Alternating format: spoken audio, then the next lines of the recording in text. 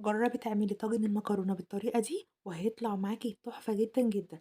جربيه وإن شاء الله يعجبِك. لو أول مرة بقى بتتفرجي عليَّ ما تنسيش تعملي لايك وتشتركي في القناة عشان يوصلِك كل جديد إن شاء الله. الطاجن ده سهل جدًا وبسيط أوي، أوي، ومكوناته كلها إن شاء الله بسيطة وسهلة جدًا، جدًا. تمام. هابدأ بقى أعمله بطريقة سهلة أوي. أنا دلوقتي معايا طاجن فخار، هاحط فيه معلقة زيت وهابدأ أغلفه كويس جدًا، جدًا كده بالزيت بالفرشة. هاجيب بقى معايا أنا معصجة فراخ بالبصل، ممكن تبقى تستبدلي الفراخ وتحطي معاها لحمة. تمام.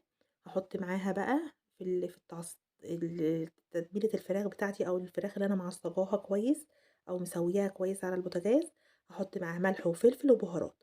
هانزل بقى دي ربع كيلو مكرونة. تمام. نزلت عليها كده على العصاج اللي أنا حطيته في الطاجن، وهانزل بقى كده معايا 5 معالق صلصة كبار، وهاحط عليهم مَيّة سخنة وممكن شوربة، اللي موجود عندِك حطيه. أنا حطيت مَيّة، بس المَيّة لازم تكون بتغلي جدًا.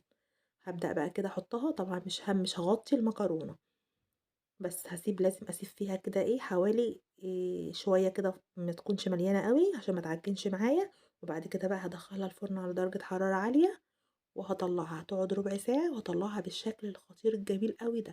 هاطلّع كده الطاجن وأقلبه بقى إيه في الطبق بالشكل الجميل أوي ده، وهيطلع معاكِ حلو جدًا، جدًا. جرّبيه وإن شاء الله هيعجبِك وهتعتمديه في كل عزوماتِك، وأي ضيوف عندِك هييجوا لِك هتحبي تعمليه لهم وهيطلبوه منِّك وهيقولوا لِك أنتِ عملتيه إزاي. سهل جدًا، جدًا، وإن شاء الله يعجبكم.